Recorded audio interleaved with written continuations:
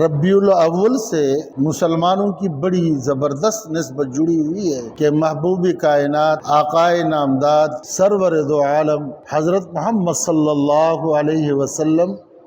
کہ دنیا میں آمد اور دنیا سے تشریف لے جانا دونوں کے دونوں اسی مہینے میں وقوع پذیر ہے۔ اس نسبت سے مسلمانوں کی اس مہینے کے ساتھ ایک گہرا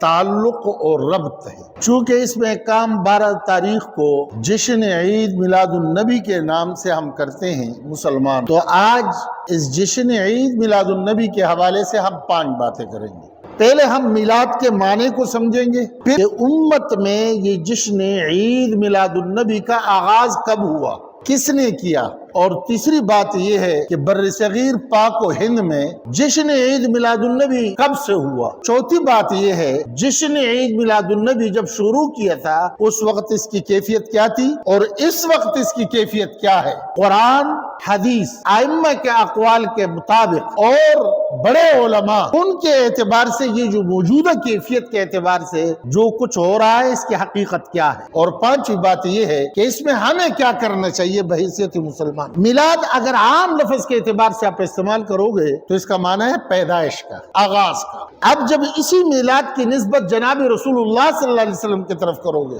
میلاد الرسل، تو اس کا معنی یہ ہوگا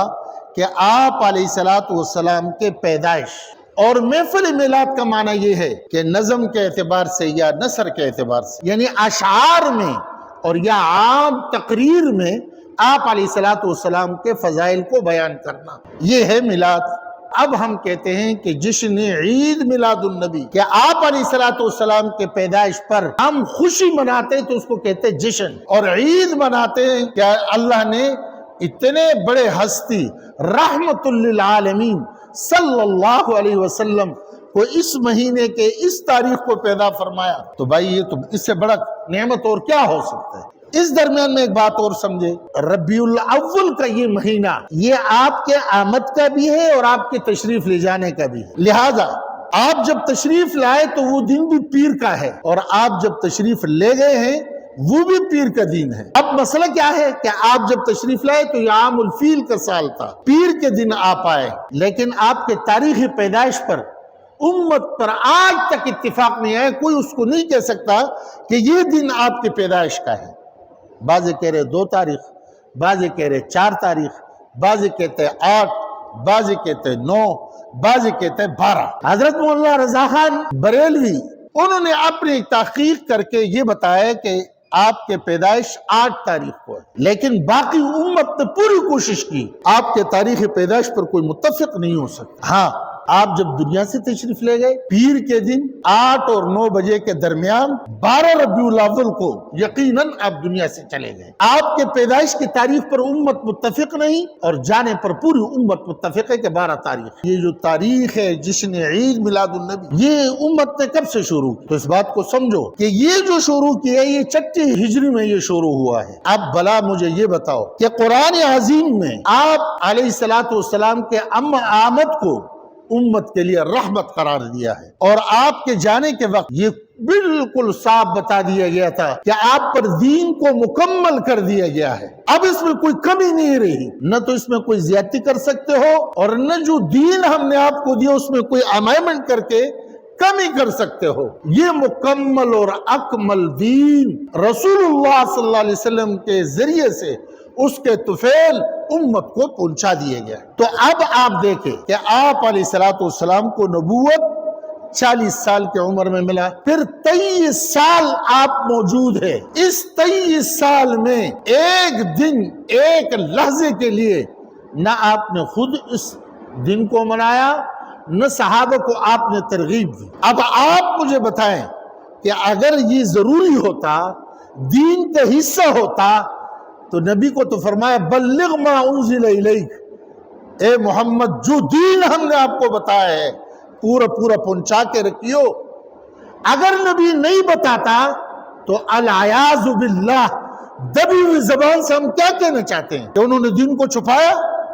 نبی تو دین چھپانے کے لیے نہیں آیا، لہٰذا جب انہوں نے نہیں بتایا، اس کے بعد حضرت ابوبکر کا دور آیا، ان کے خلافت میں بھی انہوں نے نہیں بتایا، پھر حضرت عمر کا 10 سال آئے، انہوں نے نہیں بتایا، انہوں نے نہیں کیا، پھر حضرت عثمان غنی کے 12 سال آ گئے، انہوں نے بھی نہیں کیا، حضرت علی کے 5 سال آ گئے، انہوں نے بھی یہ کام نہیں کیا، اور خیر القرون میں پھر تابعین، تبع تابعین، ائمہ اربعہ،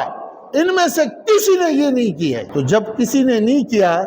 تو میں پوچھوں خدا سے کہ میں کیا کروں؟ تو مجھے خدا بتلا رہے ہیں قرآن کے زبان میں، سن لو امتیو، جس کے نبی نے حکم دیا، جو نبی نے کیا، جس پر نبی نے خاموشی اختیار کر لی، صحابہ نے کیا ہو، اس کو تو کرو، اور جس سے وہ دور رہے اس کے قریب بھی مت جاؤ۔ تو جب میرے نبی نے نہیں کیا، خلفائے راشدین نے نہیں کیا، صحابہ نے نہیں کیا، تابعین نے نہیں کیا، تبع تابعین نے نہیں کیا، مشائخ نے نہیں کیا، چاروں ائمہ اربعہ نے نہیں کیا، تو اب جو یہ میں کر رہا ہوں یہ ہے کیا؟ یہ اختیار مجھے کس نے دیا؟ یہ مومن میں کیسے کر رہا ہوں؟ اب یہ جشن کب سے شروع ہوا؟ تو 586 کو ملک معظم، جس کا نام تھا مظفر الدین، اور وہ اربل کے گورنر بن کر کے بغداد آئے، تو آنے کے بعد کہ 601 کو انہوں نے محفل عید میلاد النبی منایا، اور منانے کے بعد پھر شاہ اربل، وہ بڑے عجیب آدمی تھے اور محفل میں وہ بڑے زیادہ مستغرق تھے، اور اس جوان نے کیا کر لیا کہ قلعے کے قریب ناچ گانے کا ایک گھر بنایا، اس پر خیمے اور قمقمے بنائے۔ تو یہ بات وہاں سے باہر موصل، بغداد اور عجم میں یہ پھیل گئی کہ اربل کے شاہ محفل کے بڑے شوقین ہیں۔ تو جو لوگ ٹنگ ٹکور والے تھے انہوں نے اپنے سامان ساتھ لیا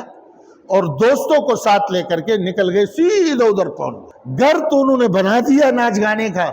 رات کو خود بھی اس میں آ کے بیٹھتے تھے، اور یہ لوگ خوب وہ ساری چیزیں بجاتے ناچتے۔ اب اس کو خوب ترقی جب ملی تو ہوا یہ کہ پھر اس قسم کے لوگوں کے لیے وہ لوگ جو اپنے ایمان کو 2 روپے پہ بیچتے وہ بھی مل جاتے۔ تو ایک مولانا وہاں سے گزر رہے تھے، مولوی صاحب ابن دحیہ، وہ جب آیا انہوں نے جب یہ ساری چیزیں دیکھی اور وہ جا رہے تھے خراسان، وہ وہاں رکے، رکنے کے بعد انہوں نے کتاب لکھی، التنویر علی مولود النبی المنیر، یہ کتاب رسالہ انہوں نے لکھا،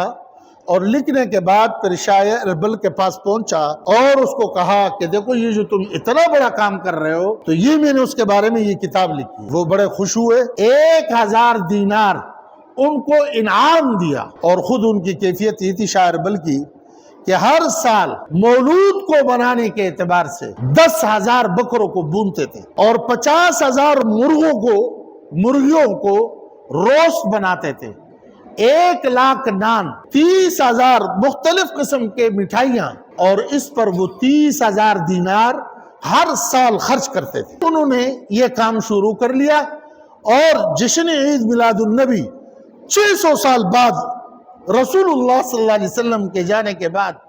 600 سال گزرنے کے بعد اس کا آغاز ہوا، اور آغاز ہو کر کے یوں امت کو ایک نئے کام پہ لگا دیے۔